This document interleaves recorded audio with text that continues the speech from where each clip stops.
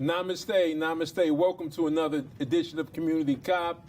Unfortunately, Father Lawrence Lucas, Noel Leder, Julian Harper, all on Community Cop assignment. But be not bothered by that. You know, certainly we missed them because in the studio today we have Ayo Kimathi, commonly known as the Irritated Genie, is in the studio. I kind of gave you a heads up last week, but in case you forgot, he's in the studio. So I'm telling you in advance, put on your seatbelt. Put on your seatbelt, drink some chamomile tea and relax because we're going to come straight at you. First, we're going to get started, as we always do, with some aspect of our history. We don't have to deal in historical falsehoods. We don't have to deal in any type of false history because our history is replete with so many great things. No revisionist history here. So two things real quickly, and we'll bring in the Irritated Genie by asking them first about Carter G. Woodson. When you hear that name, what does that mean to you? You know, Carter G. Woodson, he stands out with one of the things from his book, My Mother, and I quote it very frequently. Mm-hmm. He said, if you control a man's mind, you don't have to worry about his actions. And it's very important to understand that because that's the main thing that we're missing as African people today. An African consciousness to understand who we are and to set our own narrative and our own direction. And beautiful, brother. And that leads into Steve Biko, who led the Black Consciousness movement in South Africa. What does Steve Biko mean to you? When I went to South Africa, I was shocked to find out. I knew he was a great figure, but you know, when you go to the home place of a person, people on the ground can really tell you about him. I didn't know that his movement was called the Black Consciousness Movement. I didn't know that that's what he was known for. And I was so proud to see his courage and the great work that he did and to understand that he understood what we just talked about, that if we get the minds of our people correct, I think it was Stephen Biko who said one of the greatest weapons in the hands of our enemies is the minds of African people. And so that was his work, was to let's reclaim our minds so that we can take back our land and then determine our course as well. We come here today to pay tribute to our ancestor, Bantu Stephen Biko. He was one of the true revolutionaries, committed Africans, who was dedicated to black consciousness and raising awareness for African people and freedom and independence. One time, Stephen Biko. Stephen Biko. Baba Bantu Stephen Biko. Bantu Stephen Biko. Again, may his spirit forever fly on the wings of Ra. Baba Bantu Stephen Biko, we love you, we appreciate you, we will continue to do your work, and we will free our people, our beautiful black race. Amen Ra. Oh, that wonderfully said, brother. And that brings us to, we're going to talk about the mind, the African mind, or is it an African mind, or is there some possession in some regard of somebody else's mind in our mind, and we think we inventing something, and we might be reflecting our very clear and open enemy. So let's get started. First of all, I want to ask you with respect to, first and foremost, First World. They said, their saying always was free your African mind, and even more importantly, in antiquity, in the Holy of Holies, it says, man, know thyself. What does that mean to you when we say, man, know thyself? I've gone back to the African continent with the master teacher, Ash Rakwesi, and Mama Mary Rakwesi, 7 times to Kemet. And that was something that our ancestors put on all of the temples. They wanted us to never forget, know thyself. It's so important because the very basis of being able to circumnavigate the world, how we're able to look and decide how we're going to view anything that we see, is based on our knowledge of who we are. The bird accesses the worm from the fact that it's a bird, that's food. But then he'll see a cat and realize that's a predator, let me get out of here, let me fly. That's how, but he knows that he's a bird. If he doesn't know that, he won't fly. If he doesn't fly, he won't win. And so for us as African people, knowing ourselves is the critical thing that we have to understand, because then it determines which direction we'll go based on the circumstances that we face in this world. So if we say that your African mind might be compromised or even possessed, just basically what does that mean? What we're saying is, and Dr. Amos Wilson, peace be upon him, talked a lot about this. What we're saying is that in the modern context, due to a number of factors, not the least of which is media, one of the major ones, propaganda, but the natural inclination of things that African people would normally do, black people, family, the love and respect between man and woman, children, protection, the foods we eat, the way we behave, the language system we use, that we are not in today's world operating as Africans. We literally are operating from the personality and the mentality of those who have enslaved us, whether it's the Arabs, in particular the Europeans, Asiatics in different places. And we are now talking to each other and treating each other as if the same ideas that are in the minds of those that have enslaved us is operating our system. And so we call ourselves by the same names that they call us. We abuse each other in the same way that they've abused us. And this is not naturally coming from our own person. This is coming from the implanted indoctrination of other ideas that are foreign to our people. When you have an identity, it is difficult for another person to impose a set of values on you. Because having a positive identity and a solid identity is a defense against being penetrated by alien forces. A positive identity functions to locate us in the world, in space and in time and in history. A positive identity gives us a sense of purpose and a sense of direction. A positive identity provides us with self-knowledge and direction. A positive identity provides us with a sense of belongingness. When we say we are African, we are not merely identifying ourselves as individuals. We indicate that we belong to a people, to a culture, to a nation, that we belong to a system of values, a system of perceptions, a system of behavior, folkways and mores. A system, an identity permits us to cooperate with other people. It permits us to understand what role we must play within a particular group. An identity permits us to know our own interests. An identity permits us to provide ourselves with an evaluative system, permits us to evaluate what is going on in the world. An identity provides us with a defense against possession. I've often said that we cannot be African and be slaves and subordinates of other people at the same time. We cannot be fully identified and at one with our African identity and be subordinate to another people. The European, of course, recognized this immediately. That is why when we talk about our slave history, we often talk about the destruction of African culture. We talk about the rewriting of black history as an attempt, again, of destroying the African culture and an African personality.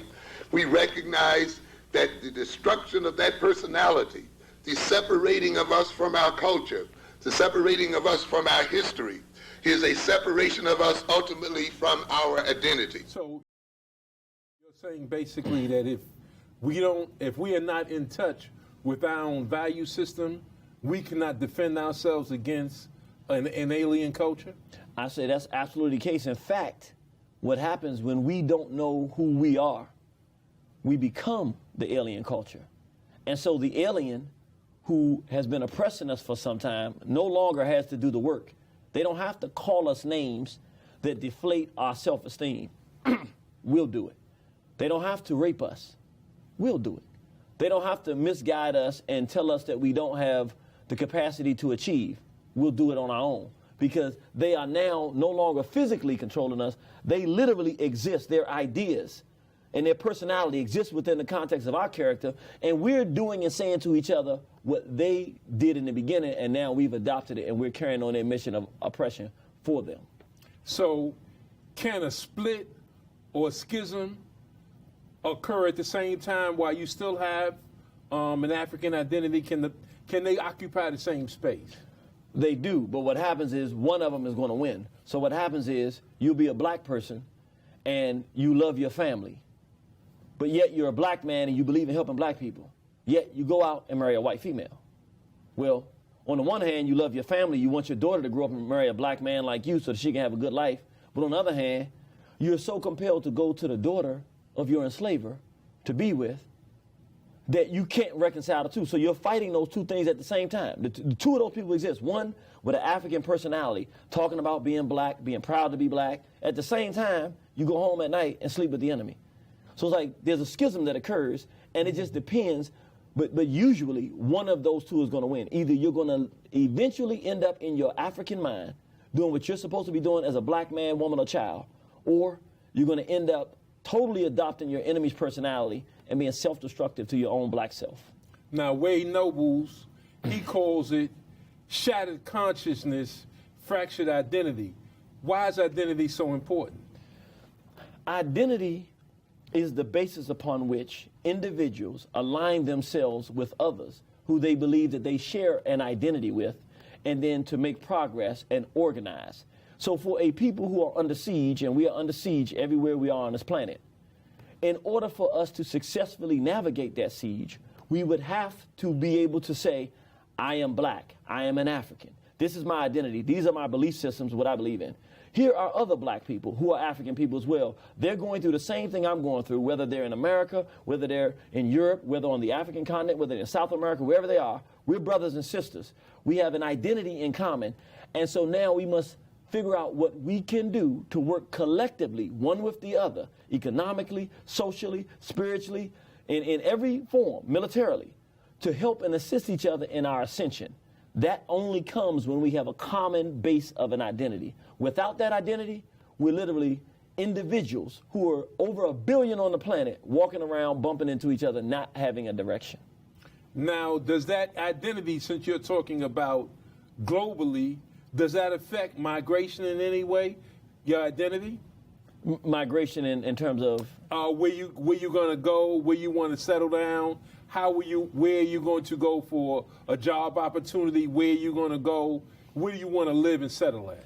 I would say in the modern context, I tend not to agree with the perspective or paradigm that most people look through.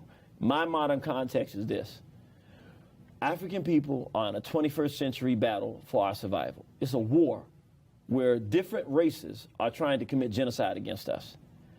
To me, based on our strategic location around the planet, it makes more sense to not give as much concern to location as we give to identity. Meaning, I'm an African in America, you're an African in Nigeria. What do you have that I need, and what do I have that you need? Let's trade, let's work together so that nobody can harm either of us, and so that we can become powerful everywhere we are. I think that location matters if you're there, but the truth is, the way we are situated now internationally, there are things that each group of African people are good at somewhere in the planet, and there are other things that other groups are good at. What we have to do is take the puzzle and say, let's put it together and let's work together so that all of us are collectively strong.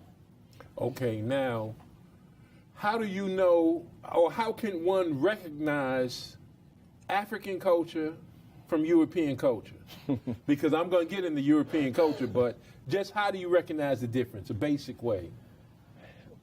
In the modern context, because there's so much confusion that's been created through media and propaganda, you have to do some reading, you have to do some research, and you have to begin to study some of our psychologists and historians who can share African culture and get in touch with ourselves. Do it, so what is the use? I'm trying to say needing you when you don't really love me like you say you do.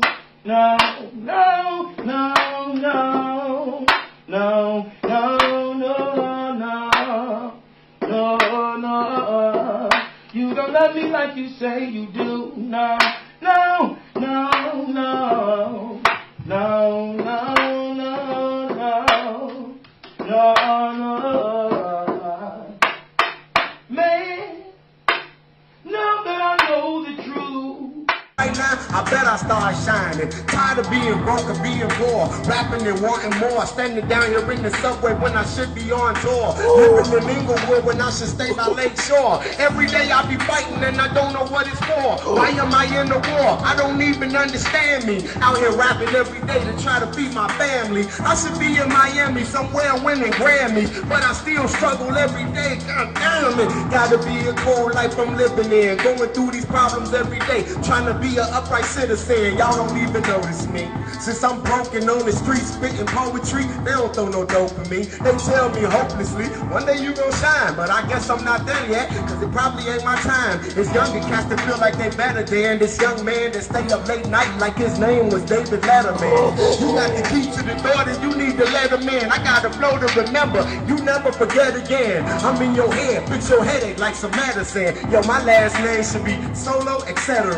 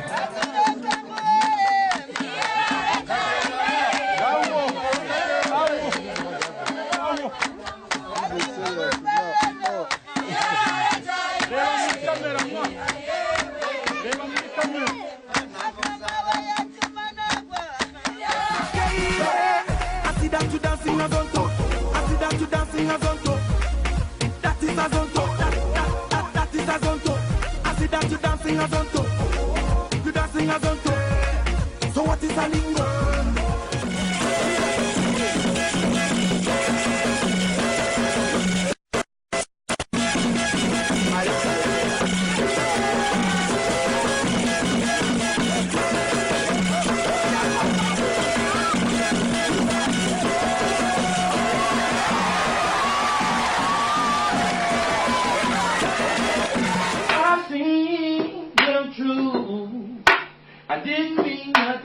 you.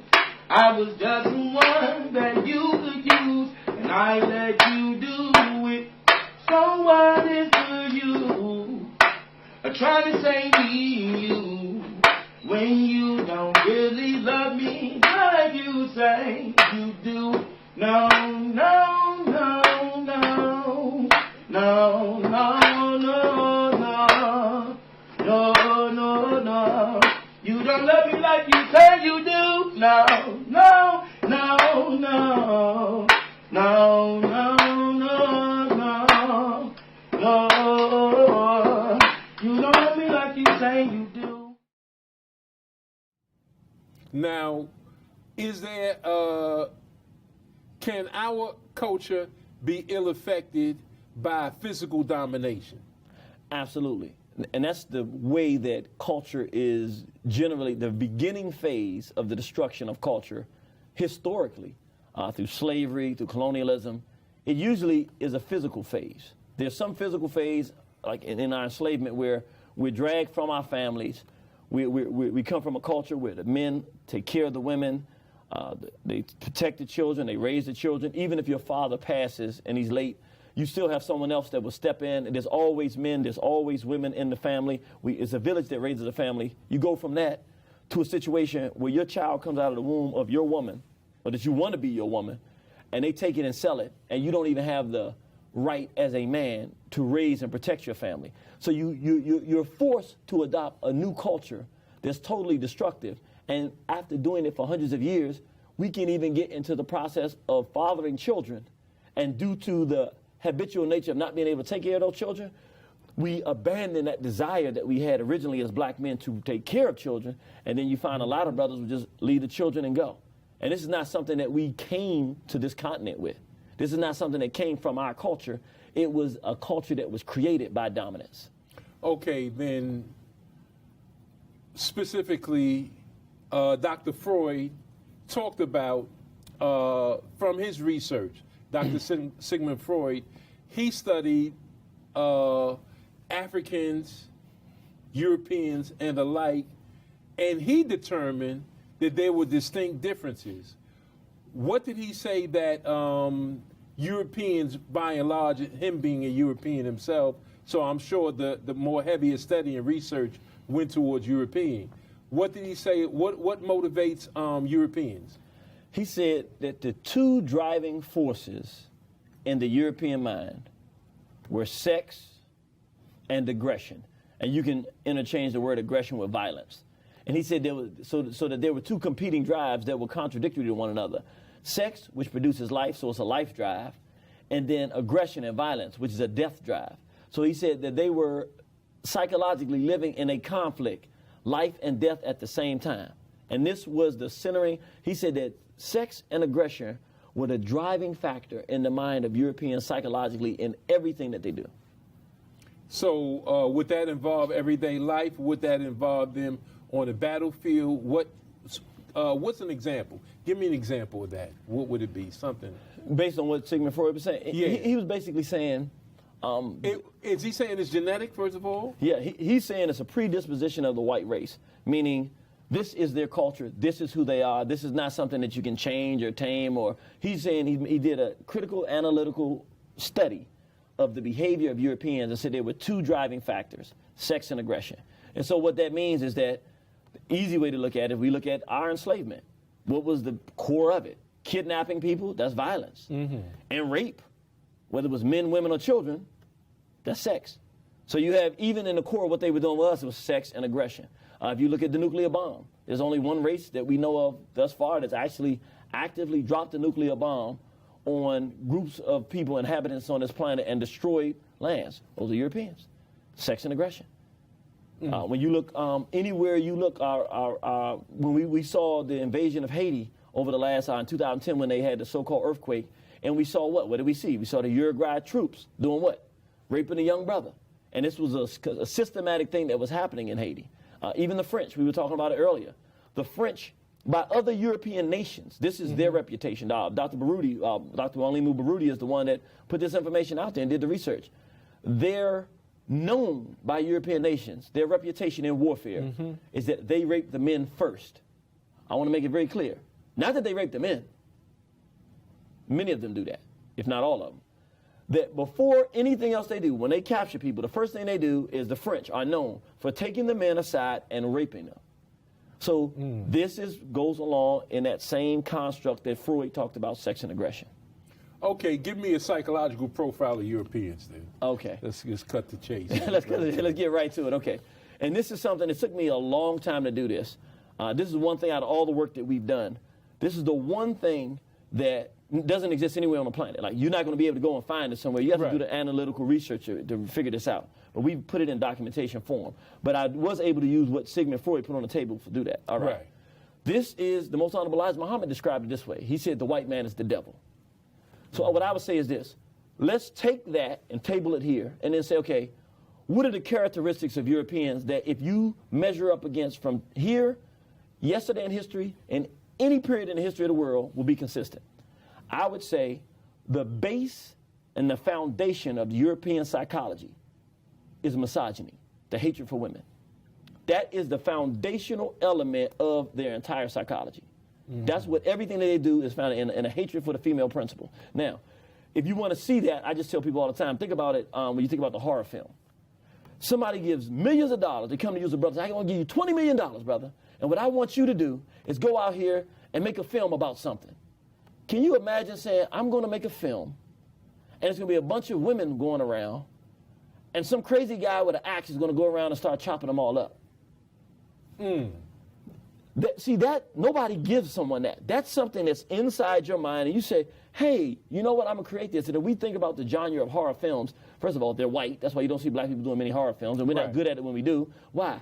Because when we're talking about those films, what we're looking at is the psychology of the European. There's a hatred and an animus for females that is demonstrated in the horror film, that where you can just see the misogyny is the base. Once you have a foundational hatred for women, then you have to exercise it, which is where their culture of rape comes from.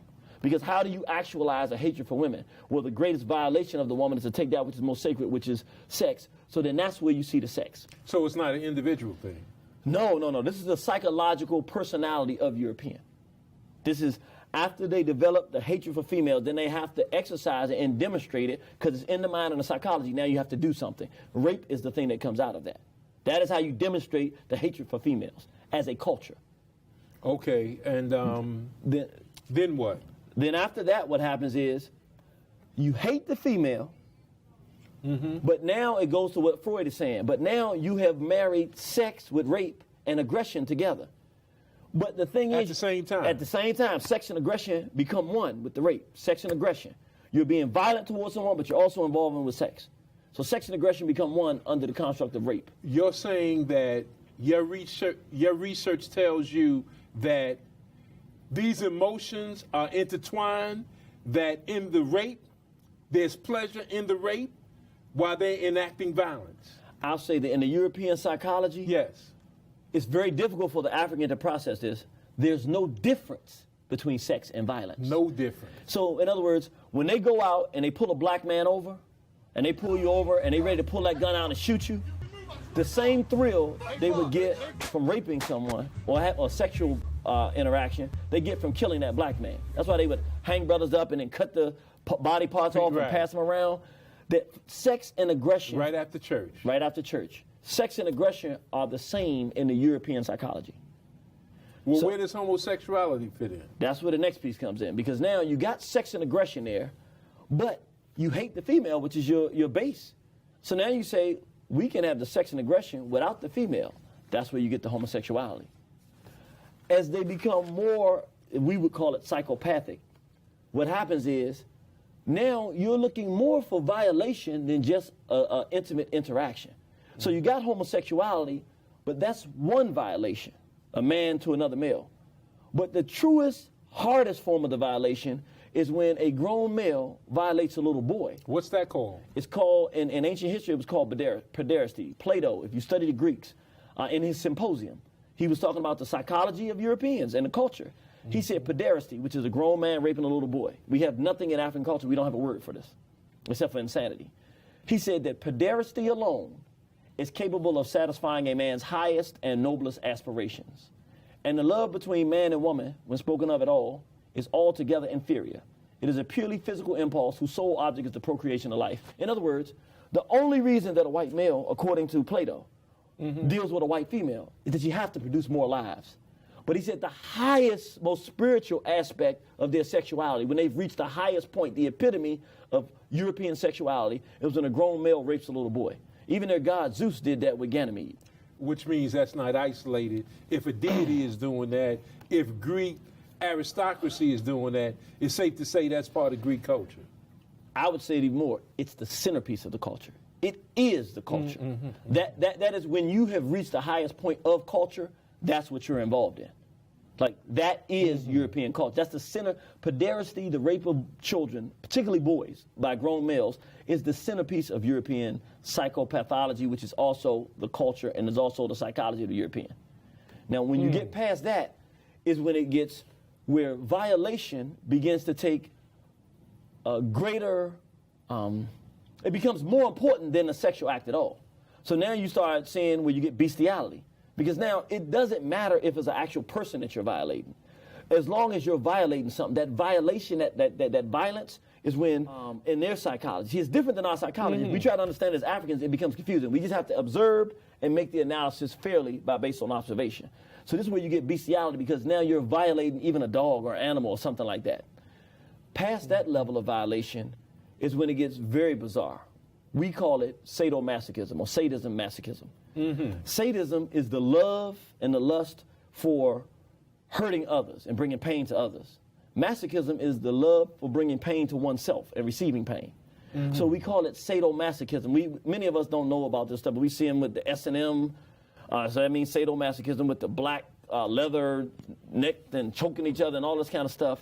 And we've been exposed to it through pornography and various other things, but this is not part of African culture. What you're saying, African culture, left to its own devices, would not even connect whips and chains to sex with a woman? No, because for African people, historically, sex is physical, but it's also spiritual. That's because we're spiritual people.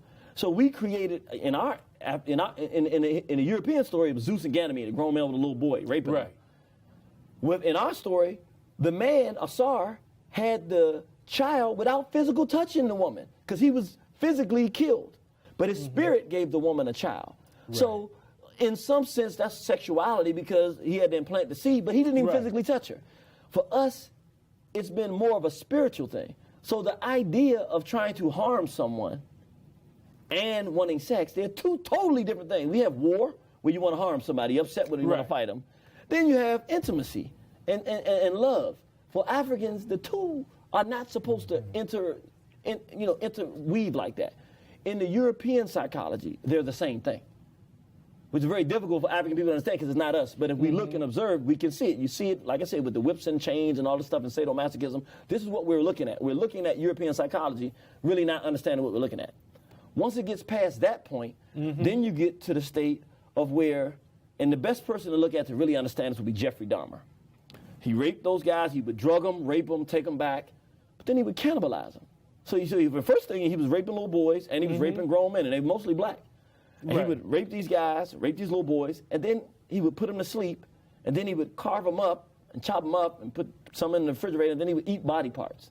It's called cannibalism. The psychology of cannibalism is not just some crazy person. It's part of the Euro psychology. It's, I'm not only trying to harm you now, I'm going to fully consume you.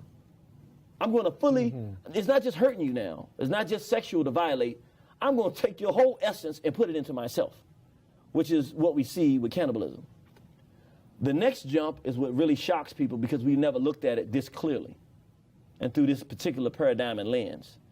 The next stage is a collective cannibalism. See, the individual cannibalism is what, again, this is European history. If you go, the oldest writings that you will find in Europe are of bestiality and cannibalism. These are the things that when you do the research, ancient European civilizations were cannibalistic. That's not even a question. It's documented history. What we find is that those were individual cannibals. They were cannibalizing each other. At some point in European history, they made the decision, let's come together and stop doing this individually with one another. Let's collectively go around the world and put this psychology we have on groups. So we call it today, we call it racism, white supremacy. In other words, it's a collective cannibalism. There's 500 nations of red people in the Western Hemisphere living relatively, I mean, compared to what we have today, relatively peacefully. Right. You go over there, you murder them, you rape them, you steal their languages, you steal their foods, they feed you to help keep you alive, and then you just go step by step. You kill all their roaming animals so you can kill them. You give them blankets to give them smallpox. You murder and torture them till there almost none of them left. Then you create games and use their names and some of their greatest warriors in the name, your Pontiac, and naming your cars after, or the Tomahawk missile in your warfare. So now you're taking the name of the folks that you exterminated and you're putting out there. It's a cannibalism. But it's deeper than an individual cannibalism. It's a collective cannibalism where you literally take the entire race of people and you destroy them and consume everything that is them until there is no them. And then the last phase in the European psychology is what we call genocide. It's where, okay, we're done with all of this. We're done with playing around with you. We're done with this. Now, everybody that's living is going to die. This is not an aspect of European psychology. If you study the history of Europeans, from the beginning of the history we have of them until today, there's not any period I would argue with anyone to try to disprove this. There's no period in the history of the world where you can't look at what was going on with Europeans and find it in that context. So we look today. You turn on your television. As soon as this thing goes off, it's going to be a homophile commercial promoting homosexuality. It's going to happen. I mean, there's no way around it. So you're saying that a Franco or Mussolini or Hitler, those are not outliers? No, I'm saying that very much what we see in European warfare in the modern context of the last 400 years is an outgrowth of them organizing their power around their psychology and doing what's inside of them externally to other people around the world. Okay, and you're saying that this is central. This is not an aspect. This is the central part of their being. Is to do these things. I'm saying the violence. I'm saying this is their psychology. In other words, I'm saying if you try to make them anything but misogyny, rape, homosexuality, pedophilia, bestiality, sadomasochism, cannibalism, racism, white supremacy, and genocide. If you try to make an argument that they're anything other than that, you lose every time. Because that is foundationally, when you study their behavior, that is who they are. See, we think because we're African and we're looking at each other and we think how we think, we're thinking they're just the same as us, they just have different skin. When people say we're all the same except we're all the same under the skin, nothing could be more dishonest. We're more alike in the skin. We look more alike than we are underneath. That construct that we talked about there is who and what they've always been. It is not who we've always been. However, through possession, through them instilling their personality in the African personality, the normal African personality that we're not as much in touch with gets removed. And then these same ideas, rape in our community, sexual abuse, homosexuality, the hatred of each other, the murders, all of these things that we're seeing are things that if you look prior to European contact, we weren't behaving like this. We weren't perfect. We had wars, but not like this. Okay, you're saying, in other words, let me get this right, because I don't want to misquote you. Yes, sir. You're saying that in the African cosmology, sex is totally separate from wartime. They're totally separate, and you're saying devices like chains, whips, and anything that would produce pain and piercing and all that other stuff, that has nothing to do with African cosmology. You're saying that that is a centerpiece of what, and that's based on Freud, not just what you're saying. You're saying he researched it, you're saying you researched it, and that's what basically those 8 points or 9 points are what a European basically is, because you're describing so many people. That's why I said Franco, Benito, Mussolini, and Hitler, they're not outliers. That's a part of their history. And of course, what Plato said, that the highest, he didn't say that it's a good thing to rape a little boy. He said the highest and the noblest act you can do as a man is to enter a little boy. And that women are more of an afterthought, and the only connection with the man is for procreation purposes. Is that right? This is what he said. And see, we have to start beginning to look at history and psychology and truth. Here's the truth. It's not like Plato said that yesterday, and that's something that's left as history. Let's think about it. The first Christian church, white Christian church. First white Christian church, the Roman Catholic Church. Let's think about it. In order to marry their culture onto their spirituality and religion after they stole religion from Africa, what did they do? They said, you got a mother, a father, Asar, a mother, Aset, and Haru, the child, immaculately conceived child. They said, they started off with Mary, Mother of God, God, and Jesus. But then they said, no, we want our spirituality and our religion to match our culture, who we are. So they said, this female up here, they're misogynistic. We hate women. We don't want her up there. So they said, we're getting rid of this Mary, Mother of God, but who do we replace her with? And they went back and forth, and they said, look, make the Holy Ghost. We just make another guy so that we can have a homosexual trinity with 3 males in the trinity all together, and to show how that spiritual homosexual trinity relates to the practical one on the ground. Then the Roman Catholic Church says, listen, for you to be the highest, to be the Pope, to be a priest, to reach the highest level of spirituality in the Roman Catholic Church, right. What is it that you cannot do? Can't marry a woman. Can't be with a woman. Can't touch a woman. But what are they known for doing? Little boys. Right. So now the spirituality matches the culture. And now they're one with their spirituality and their culture. And they create that and go before the world and put angels up. You can even look at the angels. You see a bunch of men hugging each other half naked. And we look at these things, the Sistine Chapel and these things, and we look at them. And originally, when we're young, they look kind of strange, but we're told so many good things about it, and we're told how to feel. That the possession occurs because we're told that when you see these things, that to the natural African personality and sights, we're like, this doesn't look right.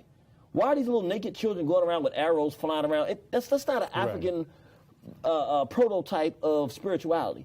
But we're told, and we have songs that we sing to these things, and we're trained to believe that this is God and this is the spiritual realm, and so we attach those songs and the feelings that we have with those to looking at these naked children with arrows and things of and we associate that feeling with it, and without knowing it, we begin to enter, or they begin to enter us, and a possession occurs where spiritually we're possessed in love with white images of a creator. We had our own creator, and it was never white because we weren't white prior to this.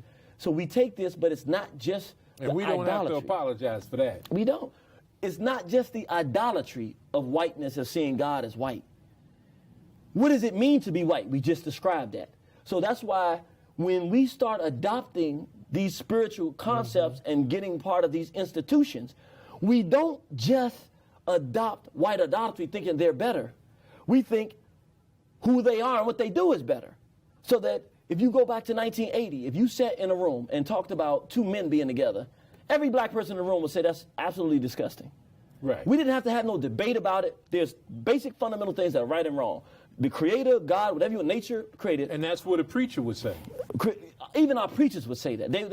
Because it was foundationally fundamental. We were African enough then. We had blackness, a black culture inside of us enough to know it's fundamental and foundational. Even in animals, male and female. It was created before we got here. We don't have nothing to do with it. We just have to live by the code and make the best out of it. And we like the code, most of us.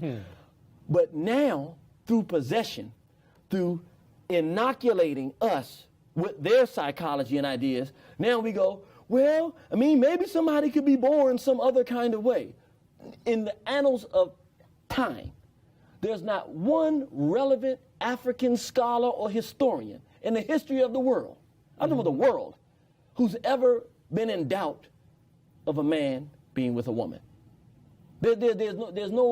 There's no relevant one of our scholars in modern times. Dr. Chancellor Williams was married. Dr. Joseph Ben Yakinen was married. Dr. John Henry Clark, peace be upon him. Dr. Dale Jones. Dr. Shaka Musa Shango. Dr. Francis Cress Wellston. Let's just... Dr. Jeffrey just celebrated his 55th wedding anniversary.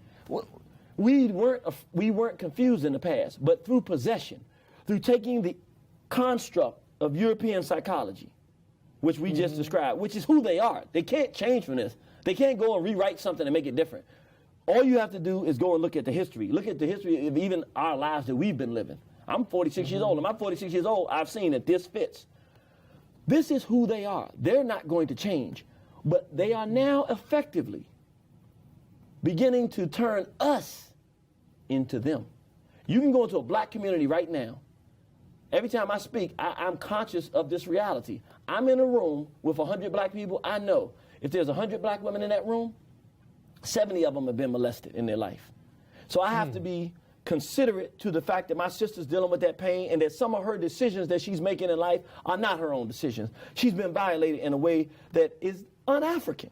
I know that there are little boys that are sitting there. I know that I didn't know this for a long time, but I would say arguably if I got brothers in the room under 30, 50% of them have been touched and sexually violated, most of them by men. So that means that they may not be homosexual in their practice in today's environment, but someone has tried to force that violation on them, and they've had the experience against their own will, and even against their own knowledge as young children. And so I have to be sensitive to the fact to say, we're against this behavior, but hey, brother, if somebody did that to you, that doesn't make you one of them for being victimized. All of us were brought over here in a slave ship. That means all of us were victimized. That's not you. That person is sick. You're not sick. I have to do that because the truth is that they are now effectively turning us, not the physical man, not the brother I'm looking at, because we still look beautiful black people. Sisters more beautiful now than ever. We got more than natural hair and these things that they're wearing, these African outfits and all that's beautiful. But inside, can we get a black man, woman, and child to stand up and say, this behavior is unacceptable? I don't care how many times they put it on TV. I don't care how many programs they put it on. It's unacceptable. This is not my people.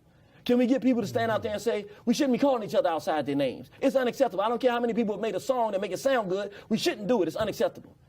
Can we get our people to do that, which is inside of us to do? That's who we originally were. Now, speaking about that originality, you're saying, just in case you said it too fast before, you're saying that the African Trinity was debunked in the sense that Europeans took the woman out of it, are said.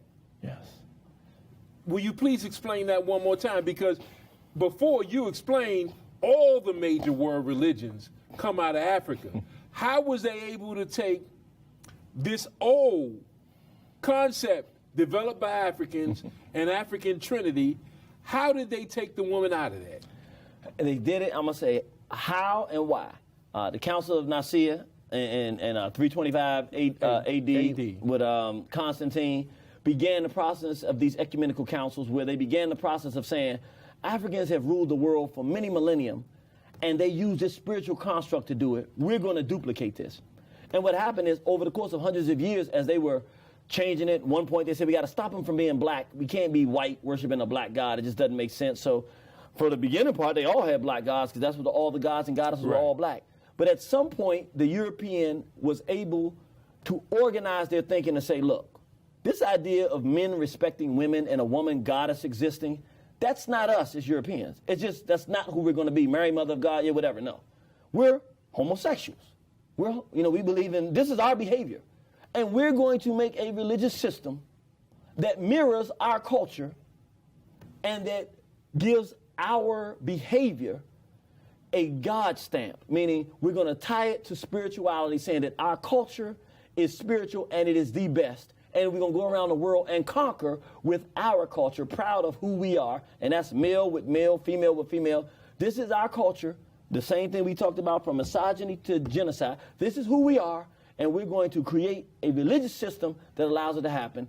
And they did it through military might and through organization of, and I have to be honest, when you say to know thyself, really, we're the ones that don't know ourselves today.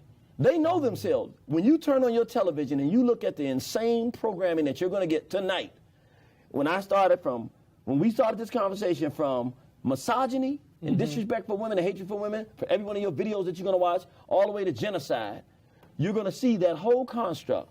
They are who they are supposed to be. They know who they are. That is not who we are, and that's the problem. We don't know that this is not us. We're a people who believe that a black man is supposed to be with a black woman and supposed to produce families, supposed to produce communities, supposed to produce nations, that men and women are supposed to protect children. We do not sexualize children. Matter of fact, when they get 13 or 14, 12, some of them, there's something called puberty. It's a natural process. You don't have to teach them a whole lot. In fact, you have to teach them how to hold back, because once they get that feeling, then you gotta organize then. Right. But before that time, you don't go around teaching them about different sexual behavior, no more than in the current environment teaching them how to protect themselves against pedophilia, inappropriate touching and things of that nature, because we know it's so prevalent. But in an African worldview, you don't sexualize children. It's insanity. They're children. They're supposed to be innocent. You give them the tools they need to be developed properly, to be able to take care of themselves and their family, so that we can continue our legacy. It's about legacy. It's about production. It's about building something better than what our families built before. It's about families coming together, cooking food that we enjoy, with the children running around at the cookout, having a great time, playing some good music, making us feel good. But what's happened now is the possession has penetrated so deeply. No matter what we start doing, it becomes a problem. So even with our music, we are not a people. That's what I wanted to ask you about, because warrior scholars like our warrior queen scholar, Frances Cress Welsing, she talked about there was a period where even civil rights workers walked in dignity. They faced dogs, horses, water hoses, and they did that in a dignified way. And then she signifies that somehow our clear and unretractable enemy decided to utilize the music that we made so beautifully against us. How did they use music as a weapon to psychologically destroy our insides? You was talking about our insides, how to destroy us inside, our insides, and now we're reflecting their culture. That's an excellent question. So what I'll do, if we're talking civil rights struggle, I want everybody to just go back to Eyes on the Prize for a quick minute. Remember the brother, this is even for the brothers that would say, I want to be revolutionary. There was a brother that was singing a song, freedom got a shotgun, no, I'm going to shoot it. Freedom got a shotgun on those segregated bigots. Nah, nah, nah, nah, nah. So what's happening is we're using our talent and our spirit to say, even when in fighting, but there's a maturity and a dignity in it. There's a decorum in even how we fight, because it's who we are. What they did, and I'm going to fast forward to the real centerpiece of where we were destroyed. We had a decision to make, and we thought that we could navigate and negotiate it, and we cannot. There was one group out of here in New York called Public Enemy, who had taken over a new form of music called hip-hop, and were turning it into a revolutionary tool to organize young people to want to listen to Dr. John Henry Clark, to want to listen to Brother Malcolm X, Omar Wale, to want to learn about the Nation of Islam or the RNA or the Black Panther Party, to want it to do for our people and look and cared about what was happening in Africa. They had the brother Stetson Sonic saying the song AFR, ICA. Africa. And we used to sing that song religiously. Oh, yeah. Self-destruction. We had it in Public Enemy ended the song, and they were talking about let's stop hurting each other, let's do for self, which is the complete opposite of that construct we talked about that ended in genocide. They were saying all of the best artists of that time were saying let's not fight each other. Public Enemy was the centerpiece and taking our people in a revolutionary directive with the young people, attaching them to the revolutionary elder brothers and sisters and the civil rights movement, the people who had fought in the past. This was going to be our fight. They were preparing us psychologically for it. NWA came out. Very talented brothers from a different culture, but they had an extreme level of vulgarity, extreme level of misogyny, extreme level of rape. I mean, they actually talked about raping people. They talked about raping children. I mean, they had songs. I remember listening to MC Ren. I remember when he first came out with his own, that was my favorite rapper in NWA back then, when they first came out. And they got me because they did the F the Police song. And, of course, being a young brother from the city, that's how they pulled us in. And I'm explaining this because it's science. Those of us who were on Public Enemy, when I first heard there was a group called NWA that they called themselves N-words, being from the East Coast, I learned later that the West Coast had a culture for generations using the N-word, calling themselves that. We didn't do that here. That was a word to fight over. That's like when you get mad at somebody, you call them that word. Right. All right. When I heard that, I was offended. I was from Washington, D.C., Southeast. But at the same time, you just can't call yourself that. But I never forget, when I listened to the album, I heard the Straight Outta Compton song first, and I was like, he's talking about killing people, you're going to go to jail, you can't do that. I thought this stuff was real.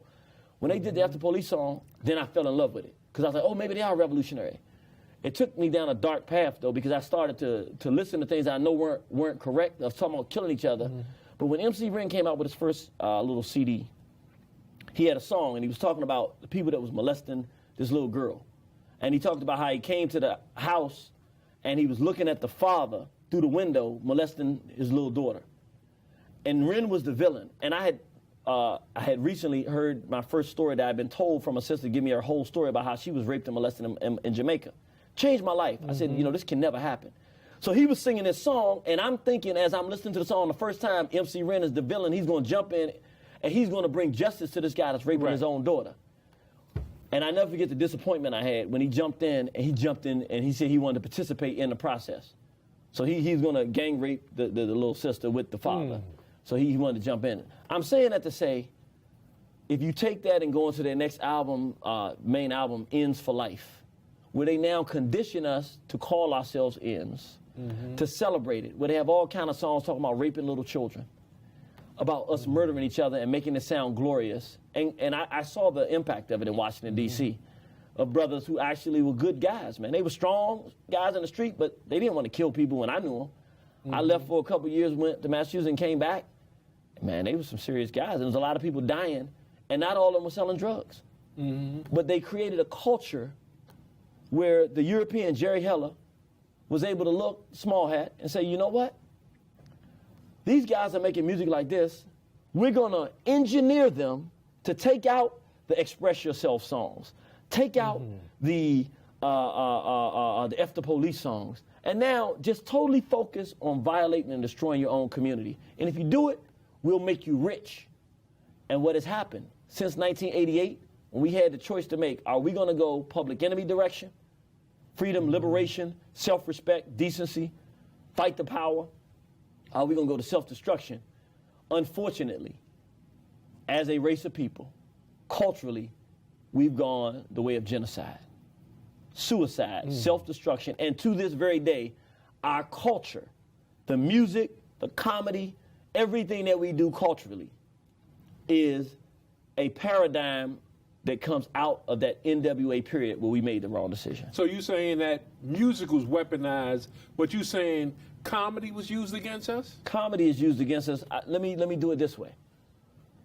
If I had to ask you, what's the most commonly used term of any black comedian out here, what would you say it would be? I'd say, well, they're going to use the N-word. Is that's what you're going to hear that word more than any other word? All right. And niggas ain't blamed. Right. So they're going N-word, N-word, N-word, N-word. Here's what we have to understand. Let's look at our paradigm. Let me just say it real quick again. You got misogyny, rape, homosexuality, pedophilia, bestiality, sadomasochism, cannibalism, racism, white supremacy, and genocide. All right. Here's my question. Where does a black person taking a weaponized word that was used to tell us we have no value, the N-word, and saying it to ourselves, where does that fit in that paradigm? It looks like the one where you're inflicting the pain. Sadism. But wait a minute. Are you black too? You're receiving the pain. Sadomasochism, right. So we literally, a word that when we used to hear that word, if somebody white would call us that word, it was on, I mean, if we thought you was thinking it, if we looked at you and said, are you thinking it? We'd be ready to fight because the pain that we knew that our ancestors went through. So many people have been lynched or killed because they didn't tolerate that word and they fought back in the South. It's not even a question. There's no Jew that will let you call them these certain terms they had. Right. There's no Hispanic that will let you call them these negative terms and call themselves that. But there's no Asian that will let you call them those terms. Right. Nobody around the world calls themselves insults, and that's the most popular term. But what has happened is, if you look at it, we done skipped all past these. We all the way down here to sadomasochism, where in our community, all day long, every day, almost all of us, it's almost universal. There's you no need to say that again so people will get that. There's almost no matter of fact, there's no segment of our community, not the church. The preachers use the N-word too. The people in the church use the N-word. No school, the schools use the N-word. So the preacher don't preach against that? He doesn't preach against it. He uses the word. The entertainers use it. The school teachers, the professionals use it. The doctors use it. The attorneys use it. The lawyers use it. DJs. Listen, there's no segment, the nationalist community, the Pan-African community, you cannot name a community of black people who definitively stand up and say. What about historians? The historians use it. I'm saying there's Scholarly historians. Scholarly historians. I'm saying that they have penetrated us so much that we actually use our intellectual capital to defend our own assault of ourselves and our race by us more than we do to fight against it. So I'm saying that to say, think about it. Every time we use that word, we're invoking a term that was used to tell black people that we have no value. And the things they did to us with that term were remarkable in terms of the violence and the heinous abuse. So we know that we use it, and we know that the sense we use it, that N-word ain't nothing. So we know it's heinous and it's harsh. But what we do, possessed with the personality and psychology of the European, this is the Klansmen talking. This is the murder of our people talking. This is these individuals talking. We're saying, I now have a sense of power, and I can lord that power against another black person and bring them pain. But that's sadism. But because I am a member of the same race, and it's a racial insult, every time I throw it out to you, I'm acknowledging that I consider myself that because we're the same. And so now I'm hurting myself. We do this religiously, assaulting the psychology of our people religiously across the board, and you won't hear people speak out against it. And I take incredible flack for saying it's absolutely unacceptable under any circumstance when I say it. Absolutely.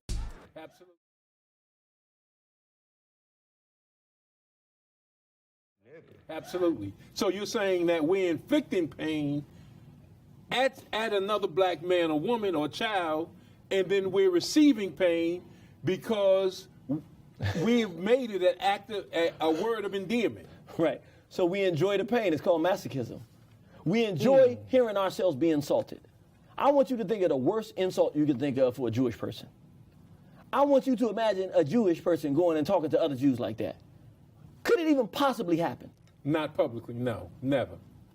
Even when they insult each other, they have their own insults. Right, exactly. They don't use what other races use to insult them because it would be a form of insanity. Because you would essentially be saying, those that want to kill me and exterminate me call me this. I want to be exterminated. Let me take over for them. They no longer have to do the work. You go do something else. You go take over the world. I'll take over the work of destroying the psychology and the self-respect of my own people. I got it taken care of. So Frances West Wilson is right when she says that this was contrived by our oppressor and that musicians, entertainers are on a mission, that they were basically, they're on a mission to forward that oppression. Yes. The architects of this whole design are the Europeans whose psychology they are now implanting in us. The engineers, however, are us. See, what they rely on, this is how the operation works. We're the ones with the spirit. If white folks came and told us to call ourselves N-words, that's one time black folks would have started fighting. If you go back to 1988, if they had come and told us that we have to do that, it'd have been a war. To hear them say it, what they said, it's more intelligent and more effective. Let's implant our psychology on other black people. Make them rich by implanting our psychology of hatred on black people into black people through the culture, and then they can become rich in doing it, and that's what we see now. A culture of our people getting benefit, no different than the slave traders, who the black ones, who said, I'll make a lot of money by selling this brother or sister off to this group. It's no different than that now. Give me money, I would tell my people that they should do drugs and alcohol, that our women have no value, they're just sexual objects, they should be raped and molested and abused, give them Molly, give them pills, and then sexually violate them. We're N-words, we have no value, we should kill each other. I'll do it for you, European. You just pay me, I get rich doing it while my people suffer and die. So this last half hour is going to be on YouTube, so you're not going to catch it on the regularly scheduled broadcast. You're going to get it on YouTube. So you're saying, in other words, well tell me who's defending, who's actively defending the word, the N-word? Who's actively defending it? Because I've heard Eric Michael Dyson say that there's a difference in the N word that ends with an A and the N word that ends with the ER? I talked about it just a second ago, and I'll say it again. We use our intellectual capital that should be used to determine how we can maximize self-respect and resistance to our domination.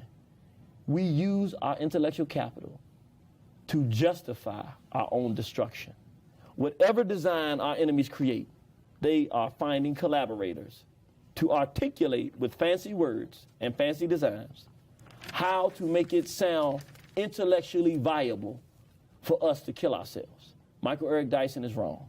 And anybody else that makes any justification for it, I don't care what preacher they are, I don't care how many followers they have, I don't care how much power they have, I don't care where they live on the face of the planet Earth, I'm looking you in the face. I don't care if you're somebody's grandmother, somebody's grandfather. I appreciate you, I have respect for you. Every time you use the word, you're wrong. You're supporting the enemy's design to destroy the self-respect and self-esteem of black people. You should stop doing it. We should all stop doing it. I know I'm a recovering N-worder.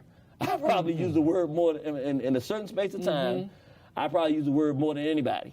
But I realize I can't say that I'm trying to save a race of people and to be actively involved on a psychological level, not being forced every day supporting my own destruction. So there's nobody railing against the use of the word more often than not because the majority of our people are defending it. That's what you're saying. I'm saying I know myself in the modern context. I'm just being honest right now. Because Dr. Welsing spoke against it. I see Dolores Tucker. There were lots of different people who had it in the past. Even Richard Pryor. Richard Pryor. And here's what makes it so ironic. Richard Pryor, who was the one in the 1970s who made the term popular for our people. Absolutely. In the modern context, said he went to Africa and went to Kenya for his first time and went to Africa. And he looked around and he said, the most beautiful thing he'd ever seen. And he said, do you see any N-words? And he said, no, I don't. And he said, I regret the day that I ever did that. He said, you've been wrong. He said, there ain't no N-words. He said, I don't even say it. He said, I don't even think it anymore. And he said, I'm never going to use the word again. And he stopped using it.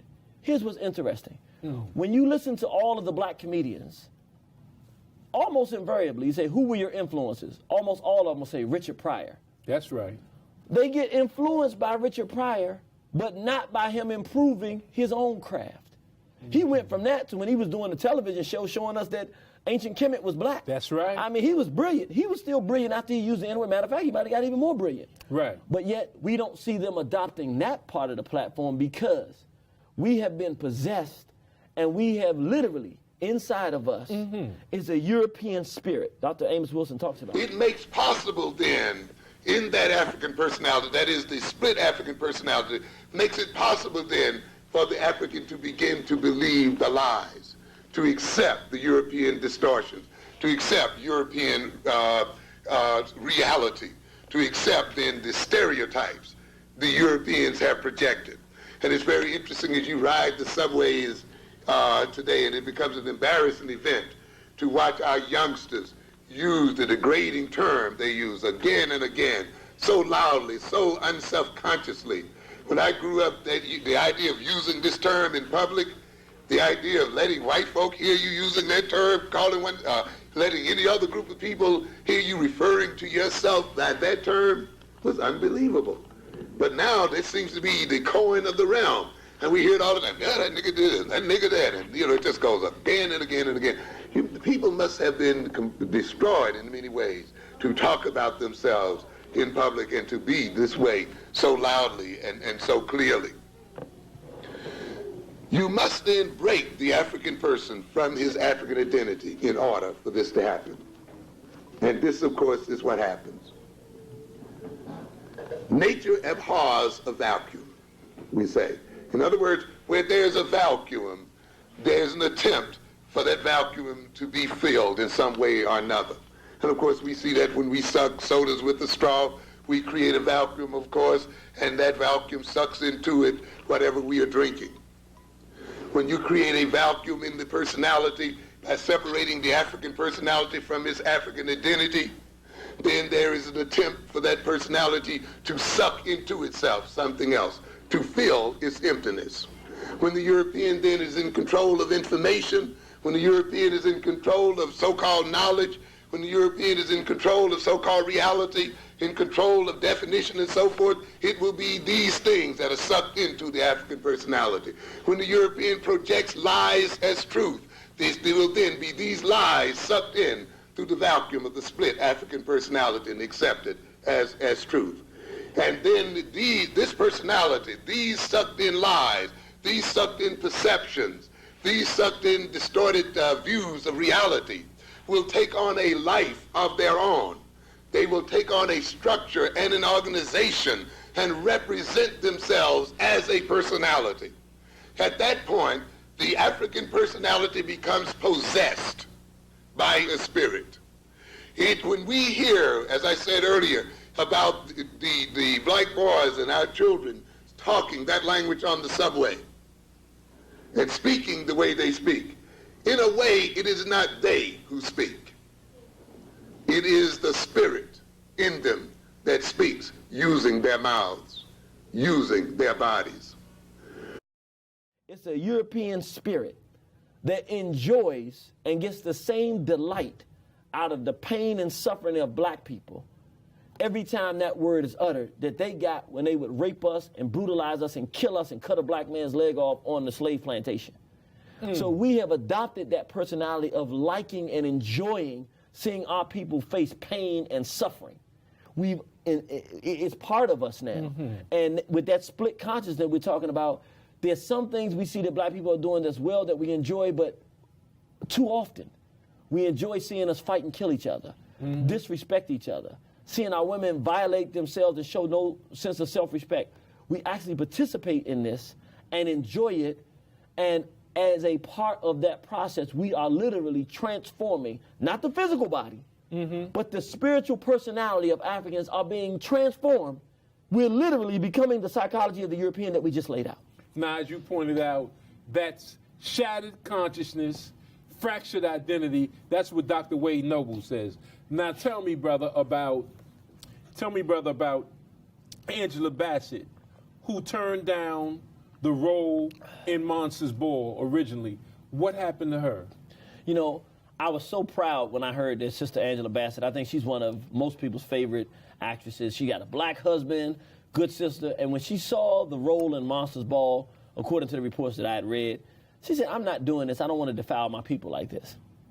Here's where I got to be honest, and brothers going to get mad at me because I always blame black men. I blame myself. We are not at the door like we're supposed to be.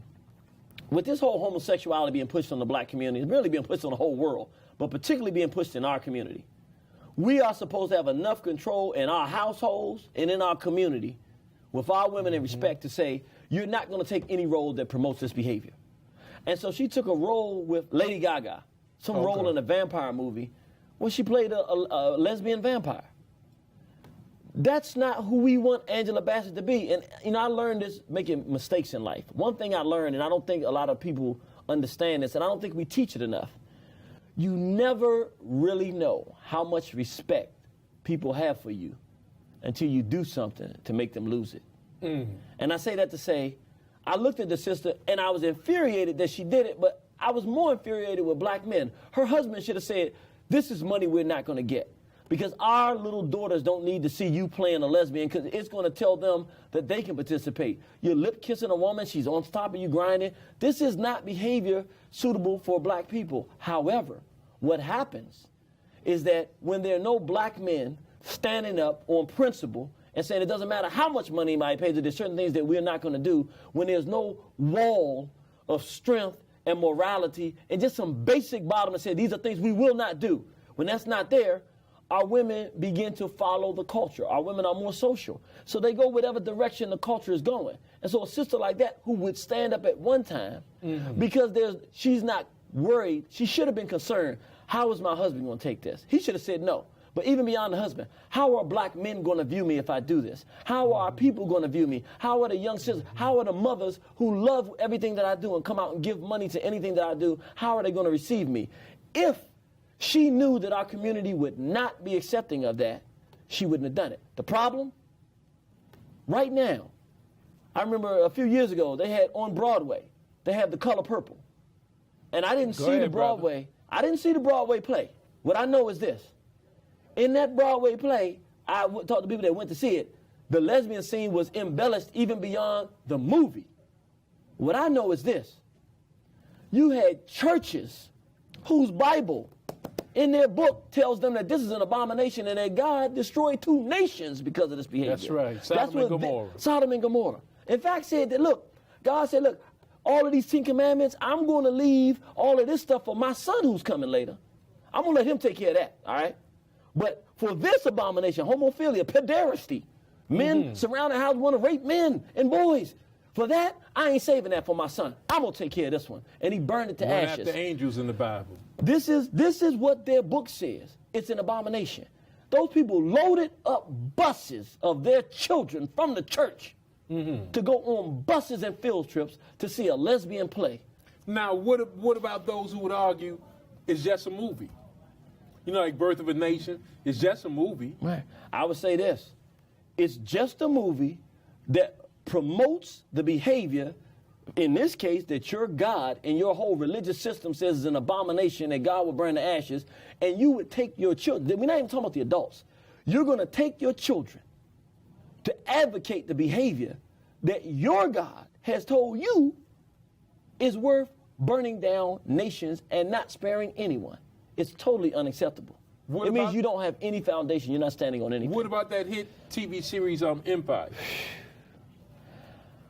I would say when we talk about films that have had, or media productions that have had negative impact on black people, many people would say Birth of a Nation was the one because it got so many black people lynched and killed in the early part of the 1900s and 20th century. My argument would be The Color Purple because it deconstructed and destroyed black female culture and turned it towards lesbianism and opened up the door for that. In the modern context, I would say the most damaging program that was put out to our people was Empire. Why? What they're doing now with media is very technical. It's very sophisticated. In order to make things have the major impact, when they did Color Purple, or even when they did Birth of a Nation, it was just all white folks. And in Birth of a Nation, they painted themselves black and act black. Right. So black people were insulted, but the whites fell for it. Color Purple, they had black people, they took a step more. Okay, we'll get actual black actors to play these horrible parts, but the whites are the ones that wrote the whole movie. Not the book, but the movie. Right. What they're doing now is even more sophisticated.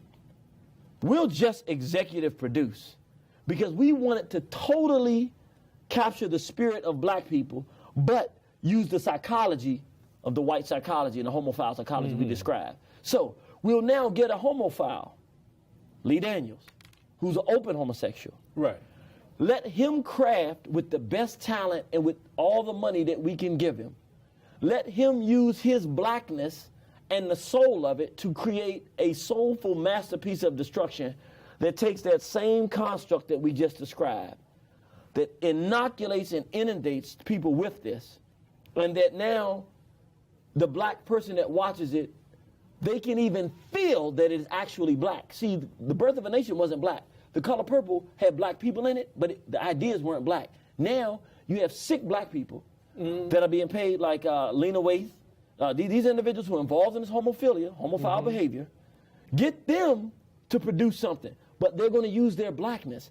So the whites can stand all the way back while sick black people who are living examples of the white psychology now give us masterpieces with money, great sound and music, great choreography, but to give us the worst examples, the great actors, but give us the worst examples of behavior. Black men are not loyal to black women. Black women are not loyal to black men. People are sleeping around with whoever they get a chance to sleep with, and this is being shown to children.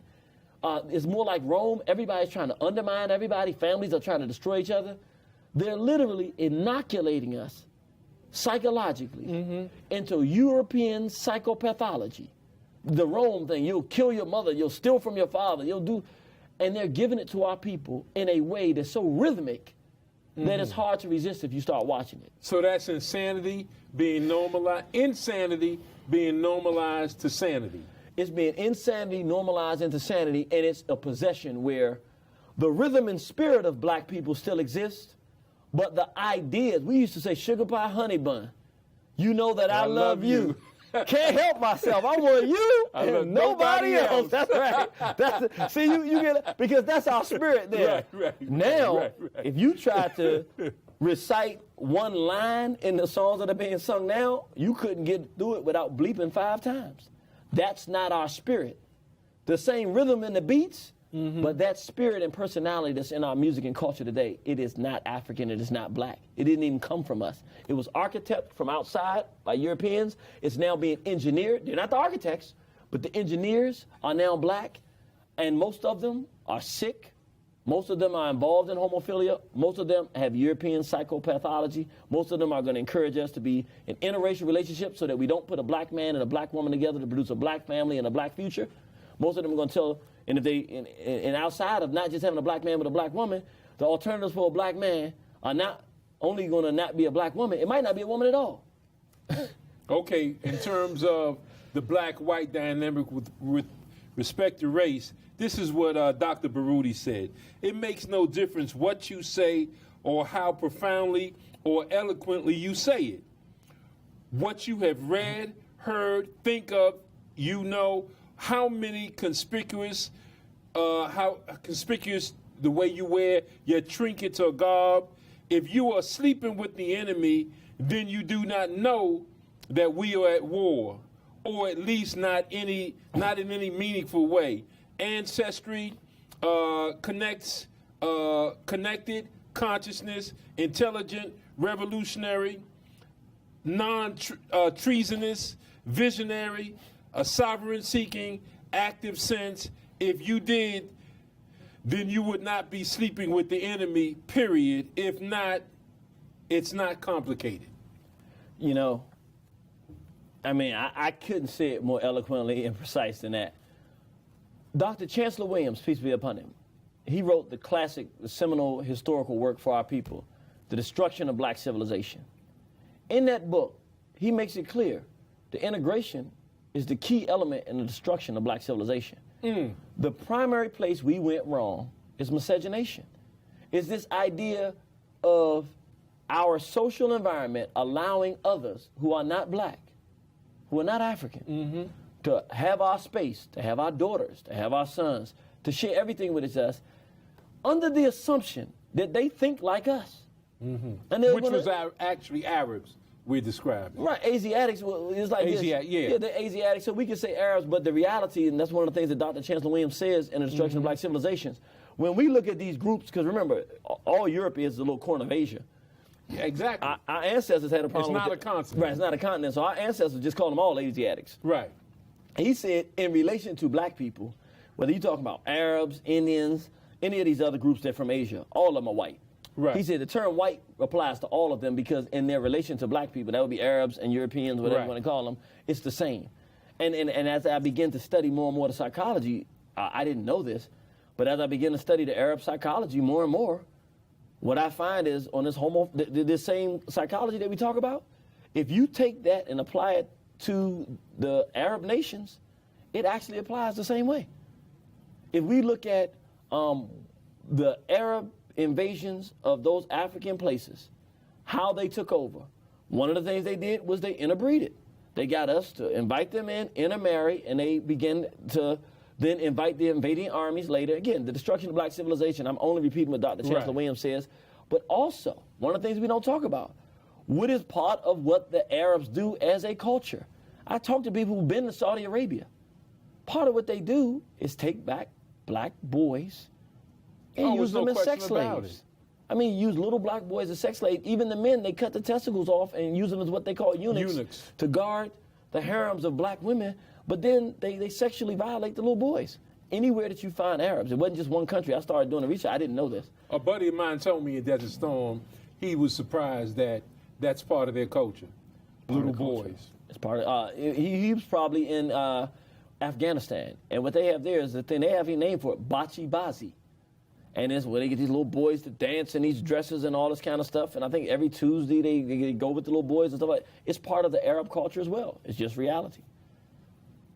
Okay, who should we work with and who shouldn't we work with respect to reclaiming our African minds, the struggle for survival, to stop irate police, to stop miseducation, to advance the race? Who should we be working with and who shouldn't we work with?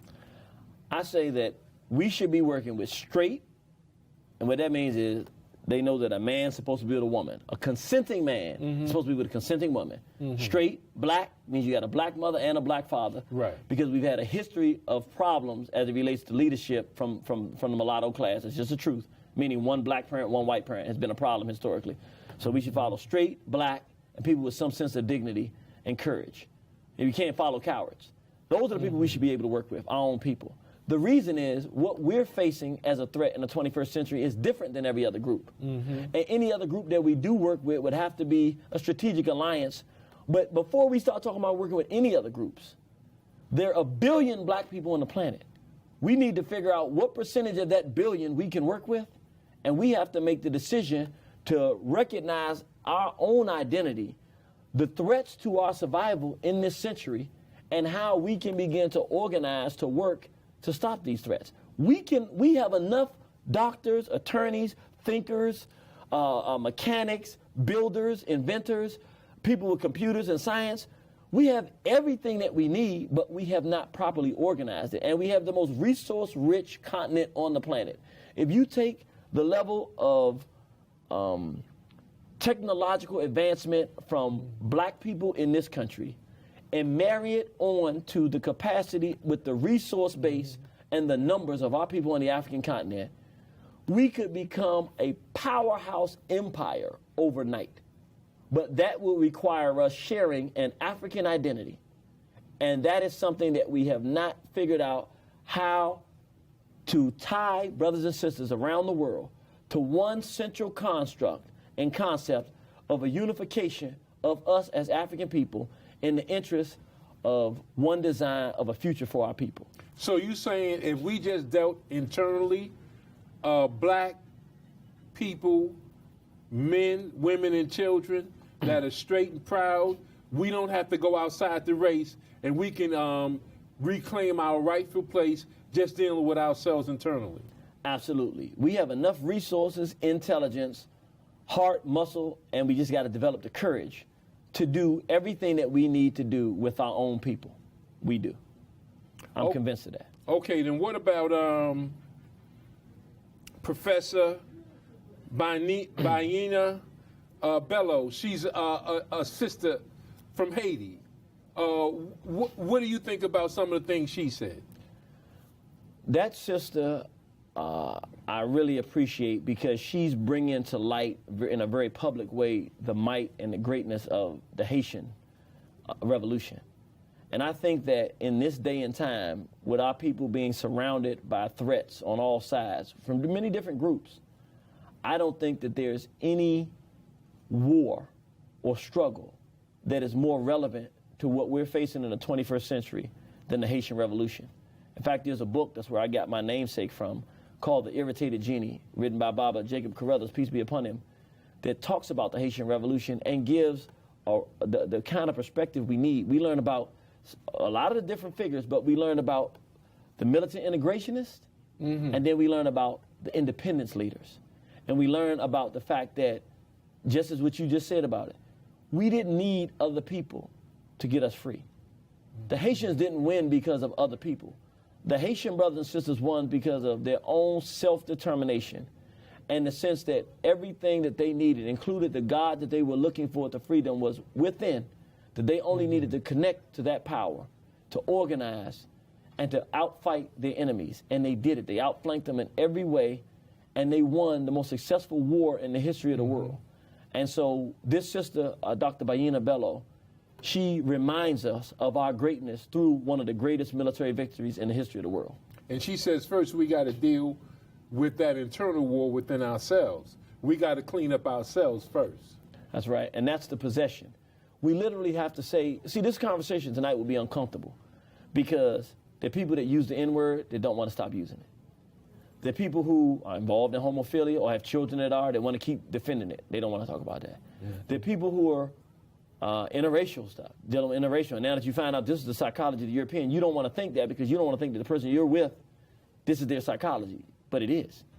And so it becomes uncomfortable because this kind of discussion forces people to change. But that change is not necessarily a physical change. That change is a deep, penetrating look within that I have to do, and I've had to do, and I've tried to better myself because we've all been faced with this wickedness that's been imposed upon us in this foreign land. And so what we have to do is go inward, introspection, and say, I want to be the African I'm supposed to be so that I can leave a world in a better condition for the brothers and sisters that come behind me than was left for me and that we have today. And I think that that should be all of our effort. We want a world that's in a better condition and is more promising to every African man, woman, or child that comes after us than the world is today. And if each of us makes that commitment to do that and to give whatever we have as a contribution to that end, I know that we're going to win and be effective. Okay, got to ask you this question. This might be the final question, but have to ask it.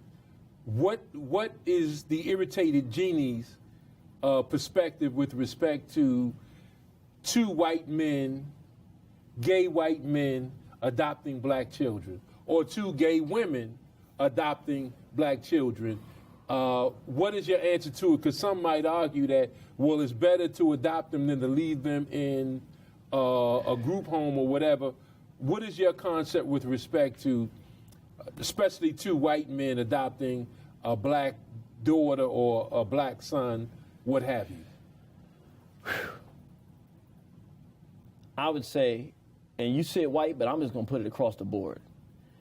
Anybody that's involved in homophilia, homosexuality, pedophilia, and this type of behavior, when we see that this is happening, when we see people putting dresses on little black boys and say they can be princesses, what we're looking at is the absence of black manhood. That's what we're talking about. Where there is true, organic, real black manhood, no one who wants to breathe another breath would think that they could publicly show our children being in the hands of such insanity. But because we are not organized and we are not behaving like men, we're behaving like perpetual adolescents, singing silly songs about abusing our own women, about making dope money, and about destroying our own communities, as opposed to organizing to protecting the interests of our people. People are now publicly toying around with our children like they did in slavery, except now they're doing it on television.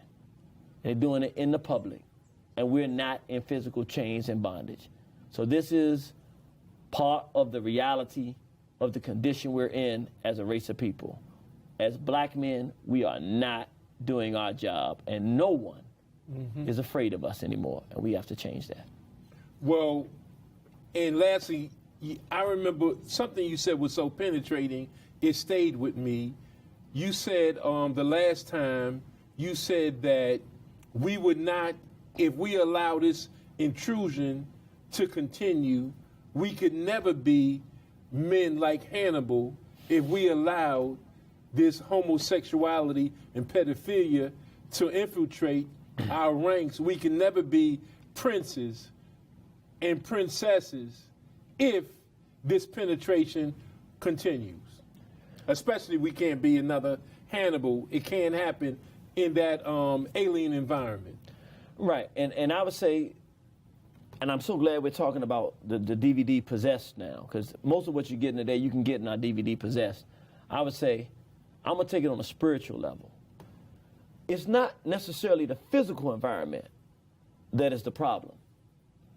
The lack of identity and the self-appointed responsibility of black men to say what our job as men is in protecting, defending, and leading our people. That environment has all but disappeared. And what we have to do is resurrect like a SAR, bring ourselves back because the condition we put our women in, I'm going to be honest, they're not going to put us back together today. We can't wait for our women to do it now. We've got to say it's unacceptable for people to molest children in our community. Men, let's organize and figure out how do we make this stop. It's not easy. We've tried. We've got to say, how do we get our sisters back on board with having self-respect and wanting to support us instead of wanting to fight against us? Let's figure it out. We're men. We can figure this out. How do we convince our enemies it is wiser to go the other direction than to come directly towards us and our people to bring problems?